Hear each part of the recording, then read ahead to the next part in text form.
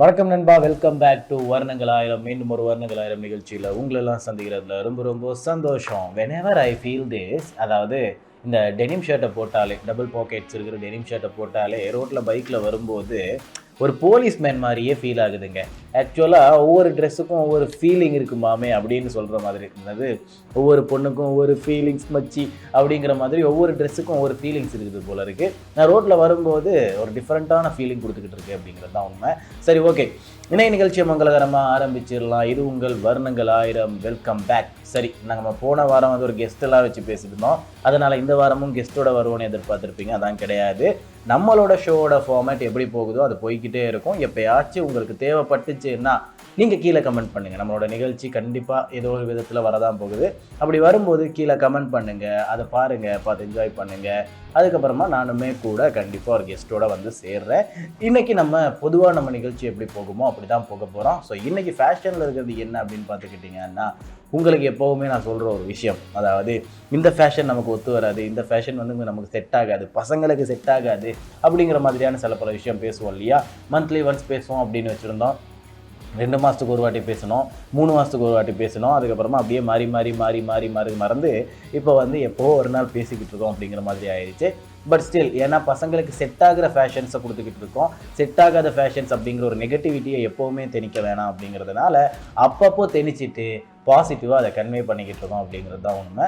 அதையும் தொடர்ந்து இன்றைக்கி செல்ஃப் கேர் பகுதியில் சாதாரணமாக ஒவ்வொரு வீட்லேயுமே, ஒரு பணக்கார வீடாக இருந்தாலும் சரி, ஒரு ஏழை வீடாக இருந்தாலும் சரி, ஒரு மிடில் கிளாஸ் வீடாக இருந்தாலும் சரி, ஓகேவா, இவங்க எல்லா வீட்லேயுமே 4 பேர் கண்டிப்பாக இருப்பானுங்க. அந்த 4 பேர் யார் அப்படின்னு பார்த்தா, அம்மா, அப்பா, பொண்ணு, பையனா? இல்லை, அதெல்லாம் கிடையாது.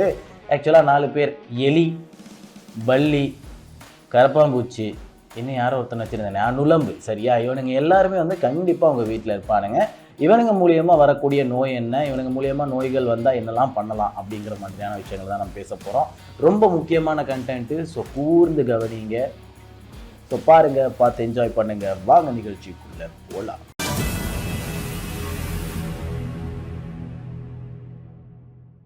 ஓகே சோல்ஜர்ஸ், இன்னைக்கான நிகழ்ச்சியை மங்களகரமாக ஆரம்பிச்சாச்சு. இன்னைக்கு நம்ம ஆரம்பிக்க போகிறது எந்த ஒரு பகுதியில் இருந்து அப்படிங்கிறது ஒரு பெரிய கேள்வியாக இருக்கும். எனக்கு இன்னைக்கு கண்டென்ட்லாம் எடுக்கும்போது நான் ஃபர்ஸ்ட் தேடி பார்க்கும்போது என்னதான் நமக்கு செட் ஆகாத ஃபேஷனுக்கு வந்து ரொம்ப முக்கியமான ஒரு விஷயமா இருந்திருந்தாலும், நோய்கள் அப்படின்னு வரும்போது இந்த 4 பேர்கிட்ட இருந்து வர நோய்களை நம்ம தவிர்த்துக்கவே முடியாது. எஸ், அந்த வீட்டில் இருக்கிற 4 ஆட்சி அமைக்கிறவங்க இருக்காங்க இல்லையா, இந்த 4 பேர் 4 விதமாக பேசுவாங்க அப்படின்னு சொல்லுவாங்க இல்லையா. அதே மாதிரி வீட்டில் இருக்கிற இந்த 4 பேர் 4 விதமாக நோய்கள் கொடுக்க வாய்ப்பு இருக்குது. அப்படிங்கிறதுனால இந்த 4 பேரை பற்றி தான் நம்ம பேச போகிறோம். இவனுங்க மூலியமா இவனுங்க பண்ணுற செயல்னால என்ன மாதிரியான நோய்கள் வரலாம் அப்படிங்கிறத நம்ம வரிசையாக பேச போகிறோம். நீங்களும் தொடர்ந்து கேட்டு மாற்றிக்க போகிறீங்க, அப்படின்னா ஜாக்கிரதையாக இருக்க போகிறீங்க அப்படிங்கிறத சொல்லிக்கிறேன். ஸோ அதுக்கெல்லாம் முன்னாடி அந்த ஒரு வீட்டுக்குள்ளே என்னமெல்லாம் அப்படிங்கிறதையும் சொல்ல போகிறோம். சரியா? ஸோ இன்றைக்கி ஆரம்பிக்க போகிறது செல்ஃப் கேர் பகுதியில் இருந்து தான். வீட்டுக்குள்ளே அப்படின்னு வந்துட்டாலே எப்போவுமே வீடு அப்படிங்கிறது சுத்தமாக இருக்கணும். அஃப்கோர்ஸ், ஏன்னா நமக்கு வீடு கட்டுறது அப்படின்னு சொல்கிறது வந்து எந்த ஒரு மிருகத்துக்கிட்ட இருந்து நமக்கு வந்திருக்கு அப்படின்னு பார்த்துக்கிட்டிங்கன்னா பறவைகள் கிட்ட இருந்து. ஏன்னா பறவைகள் வந்து சண்டை போடுறது, அப்புறம் வந்து வேட்டையாடுறது அப்படிங்கிறதையும் தாண்டி எல்லா பறவைகள் கிட்டையும், ஆக்சுவலாக ஈகல் வந்து வேட்டையாடும்.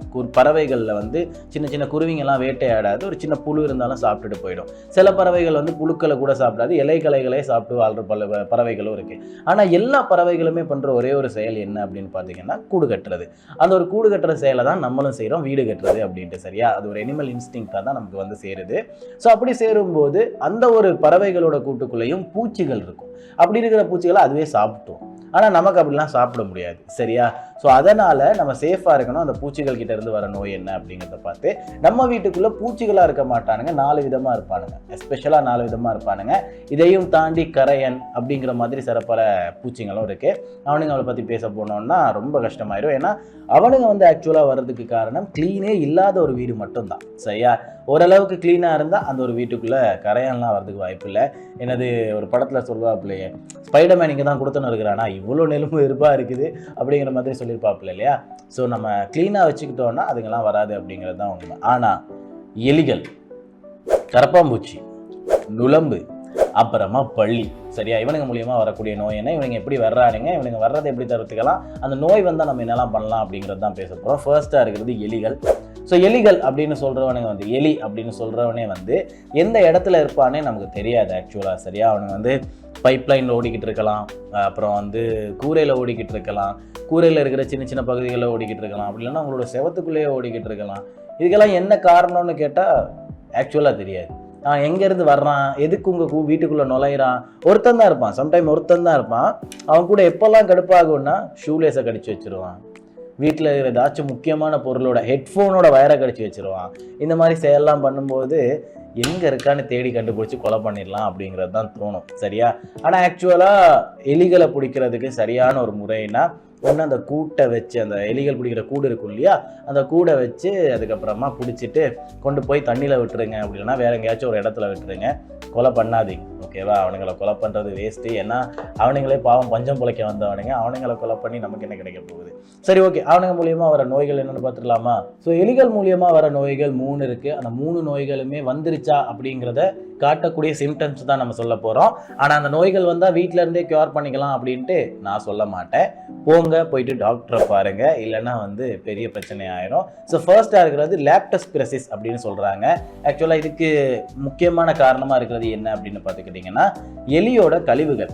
ஆக்சுவலாக கழிவுகள் அப்படிங்கிறதையும் தாண்டி சிறுநீர். ஓகேவா, எலியோட சிறுநீர் தான் இதுக்கு வந்து முக்கியமான காரணமாக இருக்குது.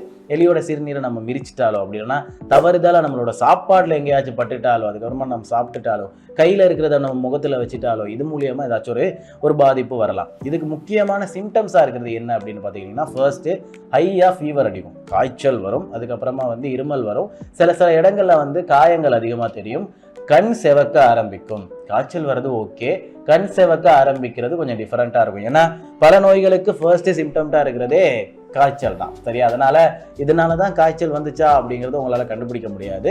ஸோ கண்கள் செவக்க ஆரம்பிச்சிருச்சுன்னா ஏதோ தப்பாக இருக்குது அப்படிங்கிறத புரிஞ்சுக்கிட்டு போங்க டாக்டர் கிட்ட போயிட்டு கன்சல்ட் பண்ணிக்கோங்க. அதுக்கப்புறமா மெடிசின்ஸ் எடுத்துக்கங்க, கரெக்டான அளவில் மருந்துகள் எடுத்துக்கங்க. இவங்கிட்ட இருந்து ஜாக்கிரதையா இருங்க. அப்புறமா இவனுங்க கிட்ட இருக்கிற பெரிய பிரச்சனையே இதுதான், எலி கடிச்சிட்டு ஓடுறது. ஓகேவா, ஆக்சுவலாக நாங்கள் இப்போ இருக்கிற வீடு வந்து டிஃப்ரெண்ட்டு. முன்ன ஒரு வீட்டில் இருந்தோம், அது வந்து சின்ன வீடு.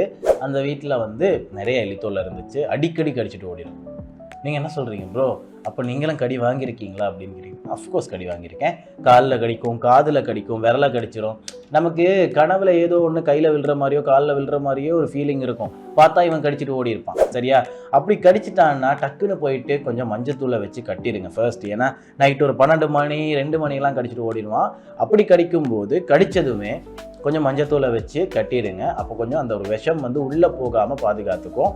அப்படியே உள்ளே போயிருந்தாலும் உங்களுக்கு காய்ச்சல் வரும், அதுக்கப்புறமா ரேஷஸ் வரும், அதுக்கப்புறமா ஜாயிண்ட் பெயின்ஸ் வரும். சரியா, ஆக்சுவலாக இதுக்கு ஜாயிண்ட் பெயின்ஸ் வர்றதுக்கு காரணம் என்ன அப்படின்னு பார்த்துக்கிட்டிங்கன்னா இவன் இருக்கிற எல்லாத்தையுமே சாப்பிட்றான். அப்படி சாப்பிடும்போது அவனோட விஷம் வந்து அதிகமாகுது. அப்படி இருக்கும்போது உங்களோட நரம்பு பகுதியில் அது கலக்கும்போது உங்களோட நரம்பு பகுதிகள் வந்து எங்கேருந்து பிரயாணம் செய்யுது அப்படின்னு பார்த்துக்கிட்டிங்கன்னா உங்களோட எலும்பு பகுதிகளுக்குள்ளால.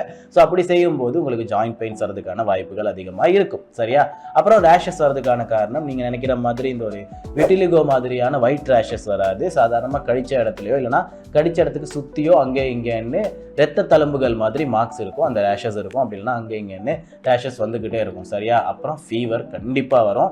ஒரு எலி கடிச்சிட்டாலோ, எந்த விதத்தில் ஒரு விஷம் இருக்கிற ஒரு சின்ன பூச்சியோ அப்படி இல்லைனா ஒரு மிருகம் கடிச்சிட்டாலோ கண்டிப்பாக உங்களுக்கு ஃபீவர் வரும். அந்த விதத்தில் இவன் கடிச்சா கண்டிப்பாக ஃபீவர் வந்து தான் ஆகணும். ஸோ இப்படிலாம் வந்துச்சுன்னா கண்டிப்பாக போய்ட்டு டாக்டரை பார்த்துருங்க. டாக்டர் கண்டிப்பாக ஒரு பிளட் டெஸ்ட் எடுக்கணும்னு சொல்லுவார், பிளட் டெஸ்ட்டை எடுத்துருங்க. அதுக்கப்புறமா மருந்துகளை எடுத்துக்கங்க. நீங்கள் கேர்லெஸ்ஸாக விட்டுறாதீங்க, என்ன கடிக்காத எலியா அப்படின்ட்டு அதுக்கப்புறம் ஃபியூச்சரில் ரொம்ப ஃபீல் பண்ணுவீங்க. அப்புறமா இருக்கிறது ஹேண்டா வைரஸ் அப்படின்னு சொல்லப்படுற ஒரு விஷயம். இது ஒரு ஃபோபியா மாதிரி. சரியா, நமக்கு வந்து இந்த ஒரு விஷயத்தை பண்ணால் மட்டும் நமக்கு ஒரு விஷயம் நடக்கும் அப்படிங்கிற மாதிரியான ஒரு விஷயம் இருக்கு இல்லையா. இப்போது சில பேருக்கு டஸ்ட் அலர்ஜி இருக்கும். சரியா, தூசு இருக்கிற இடத்துல போயினீங்கன்னா அங்கே வந்து அவங்களுக்கு ஒரு மாதிரி வீசிங் மாதிரி வர ஆரம்பிச்சிடும், ப்ரீத் பண்ண கஷ்டமாக இருக்கும். இதுக்கு தான் வந்து ஃபோபியா அப்படின்னு சொல்லுவோம். இந்த நோய் வந்து கண்டிப்பாக உங்களுக்கு காலகாலமாக இருக்கும், ஆனால் இந்த ஒரு காரணத்தினால அதிகமாக தெரியும் அப்படிங்கிறது தான் உண்மை. ஸோ எலிகள் அப்படின்னு வரும்போது உங்களுக்கு இந்த ஒரு ஃபோபியா அதிகமாக உண்டாகிறதுக்கான வாய்ப்பு இருக்கிறது எங்கே அப்படின்னு பார்த்துக்கிட்டிங்கன்னா ஹேண்டா வைரஸ் அப்படின்னு சொல்லப்படுற அந்த ஒரு இடத்துல. இது என்ன அப்படின்னு பார்த்துக்கிட்டிங்கன்னா எலிகளோட கழிவுகள் அப்படி இல்லைன்னா சிறுநீர். சரியா, இது இருக்கிற அந்த ஒரு இடத்துல அந்த ஒரு ஸ்மெல் வந்துச்சுன்னா உங்களுக்கு மூச்சு வாங்க கஷ்டமாக இருக்கும். சரியா? அந்த ஒரு நேரத்தில் நீங்கள் என்ன பண்ணலாம் அப்படின்னு பார்த்துக்கிட்டிங்கன்னா, அதோட கழிவுகள் இருக்குன்னா உங்களோட கைப்படாமல் சரியான முறையில் அதை க்ளீன் பண்ணிடுங்க. அதுக்கப்புறமா அந்த ஒரு இடத்துல ஏதோ ஒரு விதத்தில் ஒரு வாசனை திரவத்தை போட்டு வைங்க. சரியா? ஒரு நல்ல ஸ்மெல் வர்ற மாதிரியான ஒரு வாசனை திரவத்தை போட்டு வைங்க. அப்படி போட்டு வச்சிங்களா இருந்தால் எலிக்கு திரும்ப வர பிடிக்காது அந்த ஒரு இடத்துக்கு. ஏன்னா எலிக்கு வந்து அந்த ஒரு இடம் பழகி இருக்கிறனால தான் அந்த இடத்துலையே வந்து கழிவுகளை ஏற்படுத்துது. ஸோ அந்த ஒரு இடத்துல டிஃப்ரெண்ட்டான ஒரு வாசனை இருக்குதுன்னா என்ன இடம் இது, நம்ம இதுக்கு முன்னாடி இங்கே வந்ததே கிடையாது அப்படிங்கிற மாதிரி ஃபீல் பண்ண ஆரம்பிச்சிரும். ஸோ அதுக்காக க்ளீனாக வச்சுக்கோங்க. எலி அப்படின்னு வந்துட்டா க்ளீனு ஃபஸ்ட்டு, அதுக்கப்புறமா நம்ம வருவோம் நுளம்புகள் கிட்ட. ஸோ நுளம்புகள் வர்றதுக்கான காரணம் என்ன அப்படிங்கிறத 2010 to 12 இல்லை 2010 இருந்தே நிறைய பேர் பார்த்துக்கிட்டு இருப்பீங்க. டிவியில் சிரட்டைகளை திருப்பி போட்டு வையுங்கள், மழையில் வரும் தண்ணீரை தேங்கி நிற்க வைக்காதீர்கள், அப்படி ஏதோ ஒரு விதத்தில் தேங்கி நின்றுச்சுன்னா கொட்டிடுங்க அப்படிங்கிற மாதிரியான சில பல அட்வர்டைஸ் வரைக்குமே நீங்கள் பார்த்துருந்துருப்பீங்க. இது எல்லாத்துக்குமே காரணம் டெங்கு அப்படிங்கிற ஒரு நோய் வந்து அதிக அளவில் எல்லா இடத்துலையுமே பரவ ஆரம்பிச்சிச்சு. ஆனால் டெங்குவுக்கு முன்னாடியே டெங்கு, மலேரியா, சிக்கன்குனியா இந்த 3 நோய்களுமே ஆக்சுவலாக பரவுனது யாருக்கிட்ட இருந்து அப்படின்னு பார்த்துக்கிட்டிங்கன்னா நுளம்புகள் கிட்ட இருந்து தான், மஸ்கிட்டோஸ் கிட்ட இருந்து தான். இவனுங்க வந்து ஒரு இடத்துல கடிச்சிருவானுங்க, கடிச்சிட்டு இன்னொருத்தங்கிட்ட போய் கொடுத்துருவானுங்க. என்னடா குடுக்கல் வாங்கலாம் எடுத்துக்கிட்டு இருக்குது, நோயிடா கொஞ்சம் பார்த்து பண்ணுடா அப்படிங்கிற மாதிரி இருக்கும். எனக்கு தெரிஞ்சு ஒவ்வொரு மிருகமும் அதோட வாழ்க்கைக்கு ஒரு பர்பஸை வச்சிருக்கு. சரியா? ஒவ்வொரு மனுஷனுக்கும் ஒவ்வொரு மிருகங்கள் மூலியமாக ஒரு உதவி இருக்கும். சரியா? ஆக்சுவலாக பறவைகள் இல்லைன்னா பூச்சிகளை கொல்றதுக்கான வாய்ப்புகள் கம்மியாயிரும். அதுக்கப்புறமா விவசாயம் பண்ண முடியாது அப்படிங்கிற மாதிரி சில பல படங்களில் சில பல இடங்களில் கூட சொல்கிறத நீங்கள் கேட்டிருந்துருப்பீங்க. சரியா? அதே பூச்சிகள் இல்லைன்னா பயிரிட கஷ்டமாக இருக்கும். சரியா? அந்த பயிரை வந்து உருவாக்குறது ரொம்ப கஷ்டமாக இருக்கும். இதனாலலாம் பாதிக்கப்படுறவன் யார் அப்படின்னு பார்த்துக்கிட்டிங்கன்னா மனுஷன் தான் தானே. அதுக்கப்புறமா மிருகங்கள் அப்படின்னு வரும்போது சில மிருகங்கள் வந்து மாமிசத்துக்காக உதவுது, சில மிருகங்கள் வந்து விவசாயத்துக்காக உதவுது, சில மிருகங்கள் வந்து அப்படியே இந்த ஒரு நேச்சரை வந்து இன்னும் கொஞ்சம் பெட்டராக்கிறதுக்காக உதவுது. சரியா? அதோட கழிவுகளை வச்சு கூட பெட்டராக்கிறதுக்காக உதவிக்கிட்டு இருக்கு. ஸோ இந்த மாதிரி எல்லாமே இருக்கு. ஆனால் மஸ்கிட்டோஸ், நுளம்புகள் எதுக்கு உதவுது? மனிதர்களை கொல்றதுக்காக. ஆக்சுவலாக மனிதன் அப்படின்னு வந்துட்டான்னா அவனோட அந்த ஒரு பிறப்பாக இருக்கட்டும் இறப்பாக இருக்கட்டும் ஏதோ ஒரு இடத்துல ஆரம்பித்து முடிஞ்சுக்கிட்டே தான் இருக்கும். ஸோ அப்படி இருக்கும்போது இந்த ஒரு உலகத்தில், சரியா, இப்போ இருக்கிற உலகத்தில் வந்து ஜனகாணி வந்து ரொம்ப அதிகமாக இருக்குது. சரியா? பாப்புலேஷன் வந்து ரொம்ப அதிகமாக இருக்குது. மக்கள் வாழ்கிற ஒவ்வொரு இடத்துலையுமே பாப்புலேஷன் ரொம்ப அதிகமாக இருக்குது. அப்படி இருக்கும்போது அதை கம்மி பண்ணுறதுக்கான ஒரு கிருமியாக தான் இவன் உருவாகிறான். சரியா? என்னதான் இந்த கொரோனா வைரஸ் அது இதுன்னு எவ்வளோ வந்திருந்தாலும் இவன் வந்து காலம் பூரா இருப்பான். காலம் பூரா இருந்துக்கிட்டு மக்கள் தேவையான இடத்துக்கு தேவையான அளவில் வச்சுப்பான், தேவையில்லாத இடத்துல கொலை பண்ணி கொண்டு போயிடுவான். ஸோ இவனுக்கு அதான் வேலை, இவனோட பர்பஸ் அதுதான். கடவுள் படைக்கப்பட்டதாக இருக்கான், அப்படி இல்லைன்னா ஏதோ ஒரு விதத்தில் உருவானதாக இருக்கலாம். இவனோட பர்பஸ் வந்து மனிதர்களை வந்து சமமான நிலையில் வச்சுக்கிறது தான் இவனோட வேலையாக இருந்திருக்கு. ஸோ இவன்கிட்ட இருந்து சேஃபாக இருக்கணும்னா வீடை க்ளீனாக வச்சுக்கோங்க, உங்களோட உடம்பை க்ளீனாக வச்சுக்கோங்க. அப்படி இவனோட நோய் ஏதாச்சும் உங்களுக்கு சிம்டம்ஸ் இருக்குன்னா, ஃபீவராக இருக்கலாம், காஃபாக இருக்கலாம், உங்களுக்கு வந்து ஒரு அதிக அளவுக்கு மேலே நெஞ்செல்லாம் காய ஆரம்பித்து ஒன்றுமே பேச முடியாத மாதிரி ஒரு நிலைமைக்கு போகலாம். ஃபீவர் வந்துட்டாலே போயிட்டு பார்த்துருங்க. இவன் இருக்கிற ஏரியாவாக இருந்துச்சுன்னா கண்டிப்பாக. ஸோ வீட்டை க்ளீனாக வச்சுக்கோங்க, வீட்டு வாசலை க்ளீனாக வச்சுக்கோங்க, எல்லா இடத்தையுமே க்ளீனாக வச்சுக்கோங்க. இவன்கிட்ட இருந்து ஜாக்கிரதையாக இருங்க. அப்புறமா இருக்கிறவன் தான் கரப்பாம்பூச்சி. இவன் வந்து கடிக்கிறதுக்கான வாய்ப்புகள் ரொம்பவுமே கம்மி தான். ஆனால் எங்கே வேணால் வந்து நிற்பான், எங்கே வேணால் வந்து உரசுவான், எங்கே வேணால் வந்து முட்டைகள் இடுவான், எங்கே வேணால் வந்து ஏதோ ஒரு இடத்துல நின்றுட்டு இன்னொரு இடத்துல வந்து அந்த ஒரு இடத்துல இருக்கிற கிருமியை கொண்டு வந்து சேர்த்துருவான். இவங்கிட்ட இருந்து சாகுற அளவுக்கு நோய்கள் கம்மி தான், ஆனால் கண்டிப்பாக நோய்கள் இருக்குது. ஃபர்ஸ்ட் விஷயமா இருக்கிறது ஸ்கின் அலர்ஜிஸ். அப்படி இல்லைன்னா உங்களோட தோள்களில் வரக்கூடிய ஒவ்வொரு நோய்க்குமே இவன் ஏதோ ஒரு விதத்தில் காரணமாக இருப்பான். உங்கள் வீட்டில் அதிகமாக இருக்கான்னா இங்கே வந்து நிற்கிறது, இங்கே வந்து நிற்கிறது, வாயிலெல்லாம் ஒரு மாதிரி வீக்கமாக வந்துருச்சுன்னா முடிவு பண்ணிடுங்க இவன் வந்து நின்றுருக்கான் அப்படிங்கிறது. சரியா? அந்த மாதிரி நேரத்தில் வந்து எங்கள் அம்மா ஒன்று பண்ணுவாங்க, சுண்ணாம்பு இருக்கு இல்லையா, சுண்ணாம்பு அதை வந்து சுடு தண்ணியில் போட்டு ஒரு மாதிரி கொஞ்சம் ஸ்வெட் பண்ணி எடுப்பாங்க. சரியா? ஸ்டீம் பண்ணி எடுப்பாங்க, ஆவி பிடிக்கிற மாதிரி. அப்படி பண்ணும்போது அந்த கிருமி வந்து அந்த ஒரு சூட்டுக்கும் அந்த ஒரு உஷ்ணத்துக்கும் வந்து அப்படியே கரைஞ்சி வெளியே வந்துடும் அப்படிங்கிற மாதிரியான ஒரு விஷயம் இருக்குது. ஸோ இதெல்லாம் பண்ணுவாங்க. ஸ்கின் அஃபெக்ஷன் கண்டிப்பாக வரும். அப்புறமா ஆஸ்துமா வரும் அப்படின்னு சொல்கிறாங்க. அது எந்த அளவுக்கு உண்மையாக இருக்குது அப்படிங்கிறத என்னால் தேடி கண்டுபிடிச்சிக்க முடியாமல் போச்சு. ஏன்னா நிறைய அளவுக்கு மக்கள் வந்து எந்த ஒரு இடத்துலையுமே புஷ் பண்ணி சொல்லலை இதனால் ஆஸ்துமா வரதுக்கான வாய்ப்புகள் அதிகம் அப்படிங்கிறது. அப்புறம் ஃபுட் பாய்சனிங். கண்டிப்பாக நீங்கள் சாப்பிட்ற ஒவ்வொரு சாப்பாடுமே வீட்டில் மூடி இருக்கணும். ஓகே, எல்லா சாப்பாடுலையுமே மூடி இருக்கணும். நீங்களும் அதை மூடி வச்சுருக்கணும். அப்படி மூடி வச்சுருக்கலைன்னா கண்டிப்பாக ஏதோ ஒரு விதத்தில் இந்த மாதிரி கரப்பாம்பூச்சியோ வேறு ஏதாச்சும் பூச்சியோ வந்து உட்காரும். அவன் உட்கார்றதுக்கு ஃபுட் பாய்சன் ஆகிறது என்ன காரணம் அப்படின்னு பார்த்துக்கிட்டிங்கன்னா, அவன் போயிட்டு ஒரு கிருமியில் உட்காருவான். இப்போ உதாரணத்துக்கு மனித கழிவு ஒரு இடத்துல இருக்குன்னா அந்த இடத்துலையுமே கொண்டு போய் கூட அவன் உட்காருவான். அப்படி உட்கார்றவன் வந்து திரும்ப வந்து அந்த ஒரு இடத்துல உணவில் வந்து உட்கார்ந்தான்னா என்ன நடக்கும் அப்படிங்கிறத நீங்களே யோசிச்சு பாருங்கள். ஸோ மூடி வச்சிருங்க அப்படிங்கிறது தான் உண்மை. அடுத்ததாக இருக்கிறது என்ன அப்படின்னு பார்த்துக்கிட்டிங்கன்னா பல்லி. அவங்கிட்ட இருந்து வரக்கூடிய பாதிப்பு அப்படி இல்லைன்னா பயங்கரமான பாதிப்பு அப்படிங்கிறது ரொம்ப கம்மி. ஆனால் இந்த ஒரு பாதிப்பு வந்துச்சுன்னா ரொம்ப கஷ்டப்படுவீங்க. அப்படிங்கிற அளவுக்கு என்ன ப்ரோ பாதிப்பு அப்படின்னு கேட்டுக்கிட்டிங்கன்னா டயரியா, லூஸ் மோஷன், அப்புறம் ஸ்டமக் பெயின். ப்ரோ இதை விடவா கொடுமையான பாதிப்பு வர முடியும் அப்படின்னு கேட்டுக்கிட்டிங்கன்னா அஃப்கோர்ஸ் இது வந்து ரொம்பவுமே கொடுமையான ஒரு பாதிப்பு தான். இவன் கிட்ட இருந்து ஒரு நோய் வரலாம், சலமோனெல்லா இன்ஃபெக்ஷன் அப்படின்னு சொல்லப்படுற ஒரு நோய். இந்த ஒரு நோய் வரதுக்கு காரணம் இவனோட கழிவுகளோ அப்படி இல்லைன்னா இவனோட யூரின், இவனோட சிறுநீரோ வந்து ஏதோ ஒரு இடத்துனால ஏதோ ஒரு விதத்தில் உங்களோட உணவில் ஒரு சின்ன ஸ்மெல் கூட ஆயிருந்துச்சுன்னா நீங்கள் அதை சாப்பிட்டீங்கன்னா கண்டிப்பாக ஃபுட் பாய்சன் ஆகி டயரியா ஆரம்பிச்சிடும், லூஸ் மோஷன் ஆரம்பிச்சிடும், அப்புறம் வயிறு வலிக்க ஆரம்பிச்சிடும்.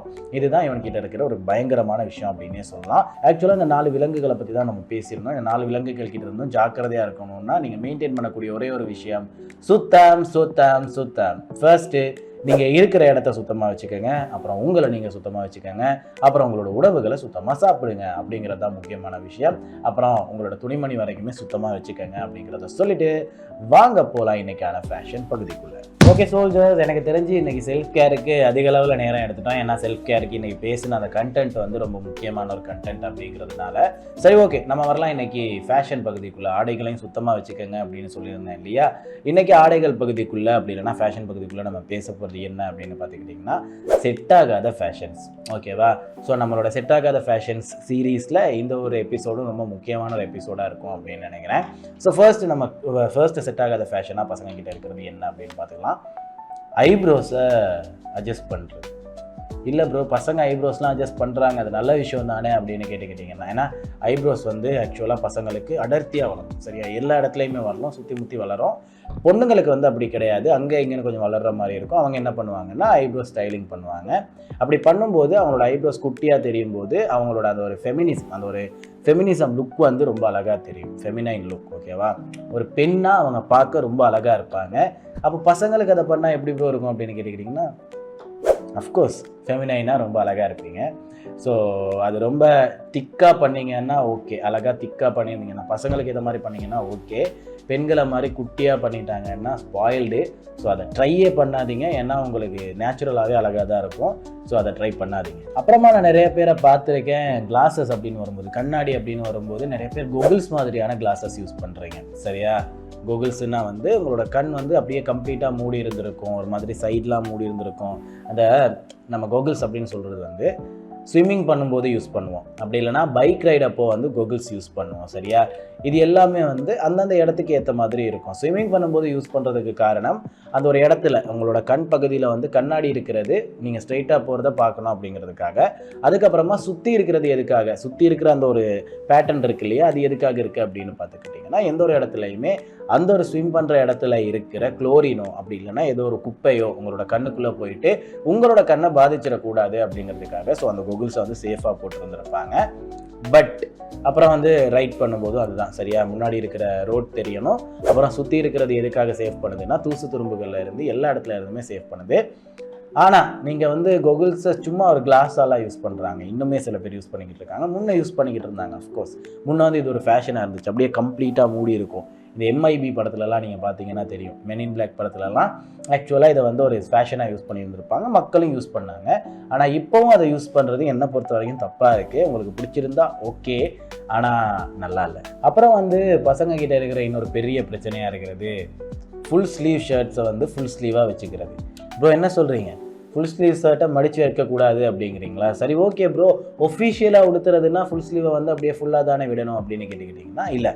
ஆக்சுவலாக நீங்கள் ஒஃபிஷியலாக உடுத்துறீங்கன்னா ஃபுல் ஸ்லீவை ஃபுல்லாக விடுறீங்கன்னா அந்த ஒரு கப்பில் தெரியும் உங்களுக்கு, ஹேண்ட் கஃப் தெரியும் தானே, அந்த கஃப்பில் வந்து கண்டிப்பாக ஒரு பட்டன் இருக்குது. அந்த ஒரு பட்டனை போட்டு லைட்டாக கொஞ்சம் அப் பண்ணி வச்சுக்கோங்க, இல்லைனா பட்டனை போட்டு கீழே வச்சுக்கோங்க. அப்படி இல்லாமல் ஃபுல் ஸ்லீவ் விட்டுட்டு நீங்கள் வந்து அந்த ஒரு பட்டனை ஓப்பன் பண்ணி வச்சிங்கன்னா நல்லா இருக்குமா? இதுதான் எனக்கு இருக்கிற பெரிய கேள்வி. நிறைய பசங்க வந்து ஒரு அவசரத்துக்காக உடுக்கிறேன் அப்படிங்கிறதுக்காக பட்டனை ஓப்பன் பண்ணி உடுத்துறாங்க. ஆனால் லாங் ஸ்லீவ் ஷர்ட் அப்படிங்கிறதே வந்து ரொம்பவுமே ப்ரொஃபஷனலான ரொம்பவுமே மெச்சுவர்டான ஒரு க்ளோத்திங், சரியா? அதுலேயும் கொண்டு வந்து கம்ஃபர்ட் திணிக்கிறேன் அப்படின்ட்டு நீங்கள் பட்டன்லாம் ஓப்பன் பண்ணிட்டு சும்மா கையை ஸ்லீவாக விட்டுருந்தீங்கன்னா அது பார்க்க ரொம்பவுமே ஆக்வர்டாக இருக்கும். அந்த ஒரு ஷர்ட்டுக்கான மதிப்பே இல்லாமல் போயிடும். ஏன்னா அந்த ஒரு ஷர்ட்டுக்குன்னு ஒரு மரியாதை இருக்குது. இதுக்காக தான் உடுத்துறது அப்படிங்கிற ஒரு விஷயம் இருக்குது இல்லையா? ஸோ லாங் ஸ்லீவ் ஷர்ட் அப்படிங்கிறதே வந்து மெச்சுவர்டாக உடுத்துறது.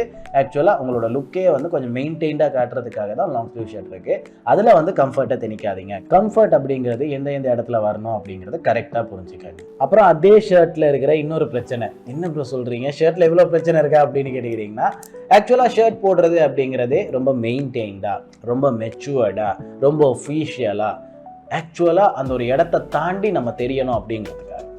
கேஷுவலாக உடுத்துறது அப்படிங்கிறது தான் கம்ஃபர்ட், ஓகேவா? ஷர்ட்ஸ் அப்படிங்கிறது கேஷுவல்குள்ளேயே வராது மோஸ்ட்லி, ஓகேவா? நீங்கள் வந்து ஒரு செக்டி ஷர்ட் எடுத்தாலுமே கூட அது வந்து கேஷுவல்குள்ளே வராது, ஸ்மார்ட் கேஷுவல்குள்ளே வந்துடும், சரியா? ஸோ அதை வந்து கொஞ்சம் நீங்கள் மெயின்டைன்டாக வச்சுக்கணுமா இல்லையா? அதான் ஸ்லீவ் பற்றி சொல்லிட்டீங்களே, என்ன ப்ரோ பிரச்சனை அப்படின்னு கேட்டுக்கிட்டிங்கன்னா, மெயின்டெனன்ஸ் தான். அது மட்டும் கிடையாது, ஆக்சசரிஸ் அப்படிங்கிற ஒரு விஷயம் இருக்குது. வாட்ச், பிரேஸ்லெட், ஒரு செயினாக இருக்கலாம், எதுவாக வேணா இருக்கலாம். செயின் பெருசாக போடாதீங்க, தின்னாக போடுங்க, சின்னதாக போடுங்க. அப்புறம் வந்து கண்டிப்பாக ஒரு வாட்ச் மெயின்டைன் பண்ணுங்கள். உங்களோட ஷர்ட்டோட அந்த ஒரு மெட்டீரியலைஸையும் அப்புறம் வந்து அதில் இருக்கிற ஸ்டைலையும் பொறுத்து நீங்கள் வந்து வாட்சை மாற்றிக்கலாம். ஒரு ஸ்டாப் வாட்சாக இருக்கலாம், அப்படி இல்லைனா ஒரு செயின் வாட்சாக இருக்கலாம். அப்புறம் வந்து ஒரு பிரேஸ்லெட் கண்டிப்பாக மெயின்டைன் பண்ணுங்கள். எனக்கு இந்த பிரேஸ்லெட்ஸ் வந்து எமோஷன், அதனால தான் நான் இந்த பிரேஸ்லெட்ஸை எப்போவுமே போட்டிருக்கேன். நீங்கள் வந்து ஒவ்வொரு ஷர்ட்டுக்கும் ஏற்ற மாதிரி பிரேஸ்லெட் மெயின்டைன் பண்ணுறீங்கன்னா நல்ல விஷயம், மெயின்டைன் பண்ணுங்கள். செயின் எப்போவுமே தின்னாக போடுங்க. பசங்களுக்கு சில்வர் நல்லாயிருக்கும், சில்வர் மெயின்டைன் பண்ணுங்கள். இது எல்லாம் தான் செட் ஆகாத ஃபேஷனில் நம்ம பேசுனது. ஸோ ஷர்ட் போடுறீங்கன்னா அப்படியே முடுக்கடின்னு போடாதம, எல்லா இடத்துலையுமே ஓப்பனாக போடாமல் ஷர்ட்டை வந்து நல்லா ரொம்ப அழகாக போடுங்க ஆக்சசரிஸோட. அப்புறம் கண்டிப்பாக ஸ்லீவ்ஸை வந்து அழகாக மெயின்டைன் பண்ணுங்கள். அப்புறம் ஐப்ரோ கட் பண்ணுறீங்கன்னா பொண்ணுங்க மாதிரி தெரியுங்க, கொஞ்சம் பார்த்துக்கங்க. கடைசியாக கோகுல்ஸ் வேணாம். ஓகே சோல்ஜர்ஸ், ஸோ இன்னைக்கான ஆட்டிடியூட் பகுதிக்குள்ளே வந்தாச்சு. ஆட்டிடியூட் பகுதிக்குள்ளே நம்ம என்ன பேச போகிறோம் அப்படின்னு பார்த்துக்கிட்டிங்கன்னா, இந்த நாட்களில் ரொம்பவுமே முக்கியமாக எல்லா இடத்துலையுமே பிரபலமாக பேசப்படுற ஒரு விஷயம்னா போர். வேர்ல்ட் வார் 3 அப்படின்னா கடைசி உலக போராக கூட இருக்கலாம், 3வது உலக போராக கூட இருக்கலாம். ஸோ எந்த உலக போராக இருந்தாலும் சரி, உலக போர் வந்து தொடங்கிருச்சு அப்படிங்கிற மாதிரியான ஒரு விஷயத்த சொல்கிறாங்க. ஆட்டிடியூடுக்கு இதுக்கும் என்ன சம்மந்தம் அப்படின்னு கேட்டுக்கிட்டிங்கன்னா, இந்த உலக போர் வந்து ஆரம்பித்ததும் அப்படி இல்லைனா இப்போ சண்டை போய்கிட்டு இருக்கிறதும் யாருக்குள்ள அப்படின்னு பார்த்துக்கிட்டிங்கன்னா, அமெரிக்கா மற்றும் ஈரான், சரியா? இந்த 2 நாட்டுக்குள்ளே தான் போய்கிட்டு இருக்கு. ஸோ சில பேர் வந்து அமெரிக்கா சரி அப்படிங்கிற மாதிரி பேசுகிறாங்க, சில பேர் ஈரான் சரி அப்படிங்கிற மாதிரி பேசுகிறாங்க, சில பேர் நாங்கள் எதுக்கு அமெரிக்காவுக்கு பயப்படணும் அப்படிங்கிற மாதிரி பேசுகிறாங்க, சில பேர் வந்து அமெரிக்காவுக்கு நாங்கள் அடிமை கிடையாது, ஈரானுக்கு நாங்கள் துணை அப்படிங்கிற மாதிரி பேசுகிறாங்க, சில பேர் வந்து ஈரான் பண்ணுறது தப்பு, அமெரிக்கா பண்ணுறது தான் சரி அப்படிங்கிற மாதிரி பேசுகிறாங்க. இது எல்லாத்தையுமே கேட்டுக்கிட்டு மக்கள் பீதியில் இருக்காங்க. ஏன்னா ஒரு ஈரானிய கப்பல் வந்து தாக்கப்பட்டுச்சு நம்மளோட காலி பகுதிக்குள்ள, சரியா? நம்மளோட இலங்கையில் காலி பகுதிக்குள்ளே தாக்கப்பட்டுச்சு. அந்த ஒரு ஈரானிய கப்பலில் இருந்து மக்களை காப்பாற்றி நம்மளோட இலங்கையர்கள் வந்து ரொம்ப பாதுகாப்பாக வச்சுருக்காங்க. அதனால் அமெரிக்கா தாக்கிருமோ அப்படிங்கிற மாதிரியான ஒரு பயம் இருக்குது. இல்லை ஈரானிய கப்பலில் இருக்கிற மக்களை பாதுகாக்கலைன்னா ஈரானிய மக்கள் ஆக்கிடுவாங்களோ அப்படிங்கிற மாதிரியான ஒரு பயம் இருக்குது. இது எல்லாமே பயம்தான். ஏன்னா நம்ம ஒரு சின்ன நாடு, நம்ம புரிஞ்சுக்கணும், சரியா? நம்மளோட பரப்பளவில் வந்து நம்ம ஒரு சின்ன நாடு. ஆக்சுவலாக ஈரானாக இருக்கலாம், அமெரிக்காவாக இருக்கலாம், அதில் ஒரு பகுதியில் பாம்பு போட்டால் அந்த ஒரு இடம் வந்து சுக்குநூறாக போயிடுது அப்படின்ற மாதிரியான ஒரு விஷயம் இருக்குது. அமெரிக்காவோட ஒரு பகுதியையும் விட நம்மளோட நாடு சின்னது தான் அப்படிங்கிற மாதிரியான ஒரு விஷயமும் இருக்குது. ஸோ இந்த மாதிரி பல விஷயங்கள் இருக்குது. அதனால் மக்கள் மத்தியில் ஒரு சின்ன பீதி, அது வந்து ஒரு பொலிட்டீஷியனாக இருக்கலாம், ஒரு பிஸ்னஸ் மேனாக இருக்கலாம், யாராக வேணா இருக்கலாம், எல்லாருக்குமே ஒரு சின்ன பீதி இருக்குது. ஆனால் இது எல்லாத்தையும் போட்டு குழப்பிக்காமல் பிறந்தோம் இறந்தோம். நீங்கள் வந்து இப்போ போர் வந்துருச்சு அப்படிங்கிற ஒரு காரணத்தினால நீங்கள் ஒன்றும் சாகாமல் இருக்க போகிறது கிடையாது. சரி ஓகே அப்படின்ட்டு இந்த போர் வந்து அப்படியே அவாய்ட் ஆகி போயிடுச்சு, இதுக்கு மேலே போர் இருக்காது அப்படிங்கிற மாதிரி ஒரு மூமெண்ட் வந்துருச்சுன்னா அதனாலே நீங்கள் சாகாமல் இருக்க போகிறது கிடையாது. ஸோ ஒவ்வொரு நாளுமே அடுத்து நீங்கள் வந்து எந்திரிச்சிட்டிங்கன்னா அது உங்களுக்கான ஒரு புது பிறப்பு தான், ஓகேவா? நைட்டு தூங்கிட்டீங்க, காலையில் எந்திரிச்சிட்டிங்கன்னா அது ஒரு புது பிறப்பு தான். ஸோ அந்த ஒரு பிறப்பை, அந்த ஒரு புது நாளை என்ஜாய் பண்ணுங்க. அப்புறம் அந்த ஒரு புது நாளை உங்களோட ஃபியூச்சருக்காக சேர்த்து வைங்க அப்படிங்கிறத சொல்லிட்டு வாங்க போகலாம் எடுத்துக்காட்டு பகுதிக்குள்ள. ஓகே சோல்ஜர்ஸ், நம்ம இன்னைக்கு எடுத்துக்காட்டு பகுதிக்குள்ள ஒரு நபர் கிடையாது, திரும்பவும் ஒரு விலங்கை கொண்டு வந்திருக்கோம். ஆக்சுவலாக எனக்கு தெரிஞ்சு விலங்குகள்லேயே இந்த ஒரு விலங்கை பற்றி சிம்பிளாக முடிச்சிடலாம் அப்படிங்கிறதுனால தான் கொண்டு வந்திருக்கேன். ஏன்னா இன்றைக்கி நம்ம ஃபேஷன் பகுதியில் அதிகமாக பேசிட்டோம், ஃபிட்னஸ் பகுதியிலையும் அதிகமாக பேசிட்டோம், ஆட்டிடியூடில் கம்மியாக பேசியிருந்தோம். ஸோ இன்றைக்கி நம்ம எடுத்துக்காட்டு பகுதியில் பேச போகிற அந்த ஒரு விலங்கு யார் அப்படின்னு பார்த்துக்கிட்டிங்கன்னா ரீசெண்டாக அந்த ஒரு பெங்குயின் தானுங்க.